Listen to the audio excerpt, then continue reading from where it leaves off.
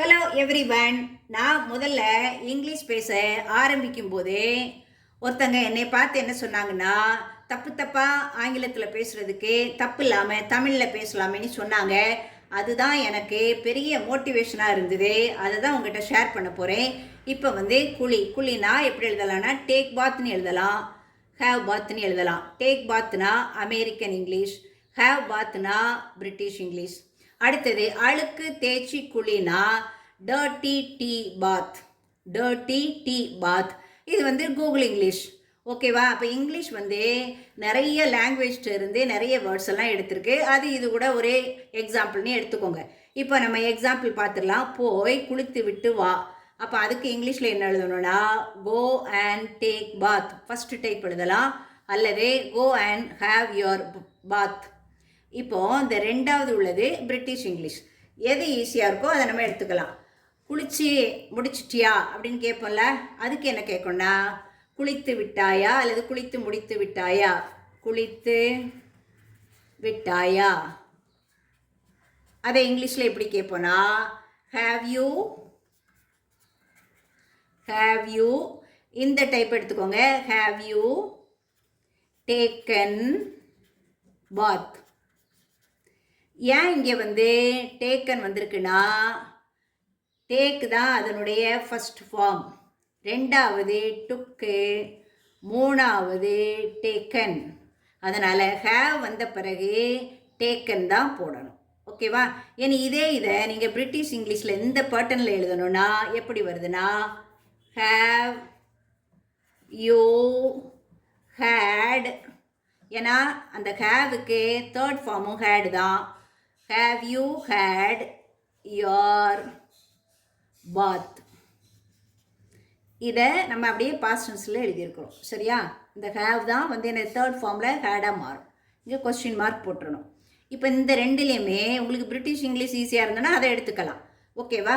அடுத்தது இடியாப்பம். இடியாப்பம்னா என்னதுன்னா இங்கிலீஷில் ஸ்ட்ரிங் ஹாப்பர். தமிழில் இதுக்கு பேர் இடியாப்பம். ஏன் இடியாப்பணி வந்ததுன்னா அரிசியை இடித்து மாவாக்கி அடுத்தது ஆவியில் வேக வச்சு நம்ம இடியாப்பம் செய்வோம். இது ஒரு காரண பெயர், நல்ல தமிழ் சொல். இப்போ இங்கிலீஷில் அதுக்கு ஸ்ட்ரிங் ஹாப்பர்னு இருக்குது. இப்போ நான் இடியாப்பம் சாப்பிட்டேன்.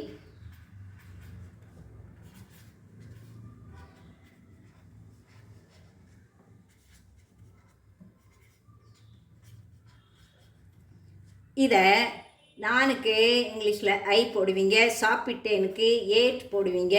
அடுத்தது இடியாப்பம் இப்படியும் சொல்லலாம், அல்லது ஐ ஏட் ஸ்ட்ரிங் ஹாப்பர். உங்களுக்கு எது லகுவாக இருக்கோ நீங்கள் அதை சொல்லிக்கலாம். இன்னும் தமிழில் இருந்து கூட இங்கிலீஷில் சில வேர்டுகளை எடுத்திருக்காங்க. ஒரு எக்ஸாம்பிளுக்கு கட்டுமரம். இது தமிழ் சொல். இதோட ஆங்கில சொல் என்ன? கட்டமரான். சரியா? அப்போ நம்ம தமிழில் சொல்கிறதையே ஆங்கிலத்தை சொல்லும்போது நம்ம தமிழ் பெயரையே இங்கிலீஷ் பேசும்போது தாராளமாக நம்ம சொல்லலாம். இனி நெக்ஸ்ட் ஒரு எக்ஸாம்பிள். ஒரு கேர்ளோட பேர் என்னது? கமலம். இங்கிலீஷில் என்ன எழுதுவீங்க? கமலயும்.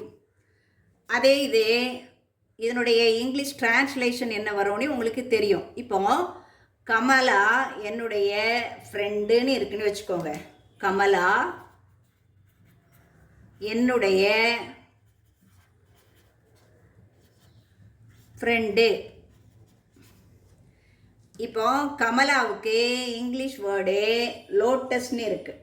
அப்போ இதில் நீங்கள் லோட்டஸ் இஸ் மை ஃப்ரெண்ட் இப்படி சொல்கிறோமா? சொல்லலை. அதனால தான் லோட்டஸ்ன்னு இருந்தாலும் மாற்றிக்கலை. அதே மாதிரி தான் இடியாப்பம்.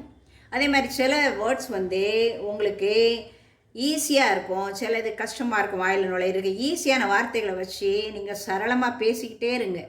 தப்பை நீங்கள் என்ன செய்வாங்க? கண்டுக்காதீங்க. ஏன்னா failure is the stepping stone of success.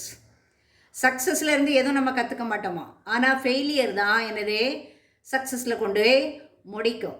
ஒவ்வொரு தடைக்கல்லும் படிக்கல்லாக சீக்கிரமாக மாறும். தேங்க்யூ ஃபார் வாட்சிங். Thank you for your full cooperation and support also.